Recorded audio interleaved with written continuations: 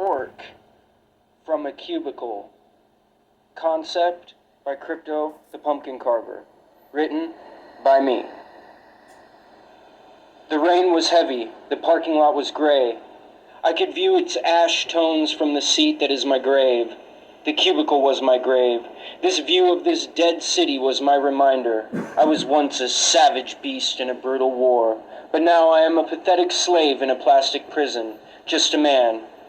Or was my dreams hallucinations, a daydream carried over from my night's excursions into the dreamland? I could hear the coffee pot drip from the break room.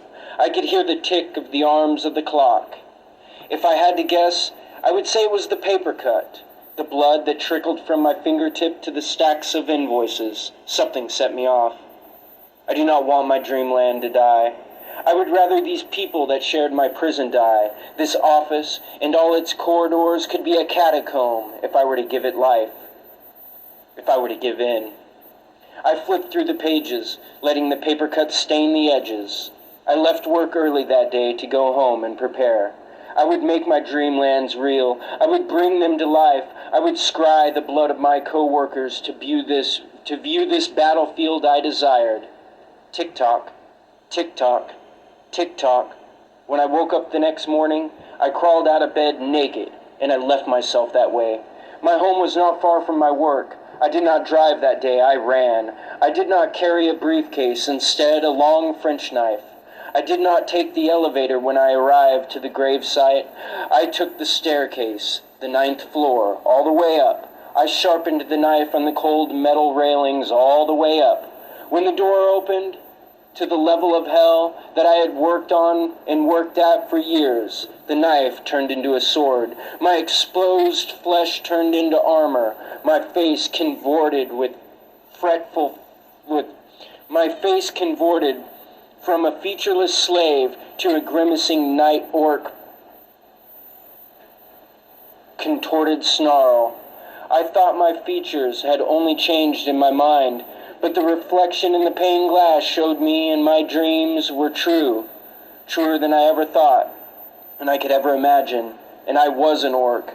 I just had to let the beast go, and that is exactly what I was here to do. I roared, and I ran, and I slashed, and I ripped, and I teared, and I chewed, and I spit flesh, so that I could chew and fill my rot hole again, this rot hole of jagged teeth, fill it with the flesh of these willing slaves. But there was something other than me that had changed in the space where I had sat for days and years.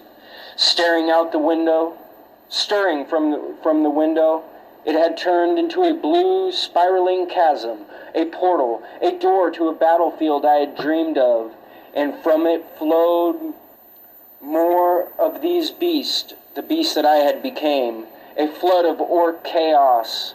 They too roared.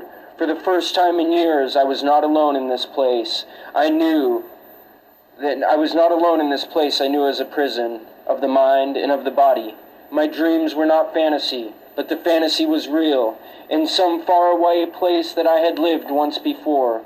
My scrying of the paper-cut blood had somehow ripped the veil open, and from it spewed like bile and vomit from a stinking hole. A portal was open in the square box, and now we all ripped, and now we all teared and filled our mouths with the flesh of these willing participants in slavery. End of part 1. Where did you read that?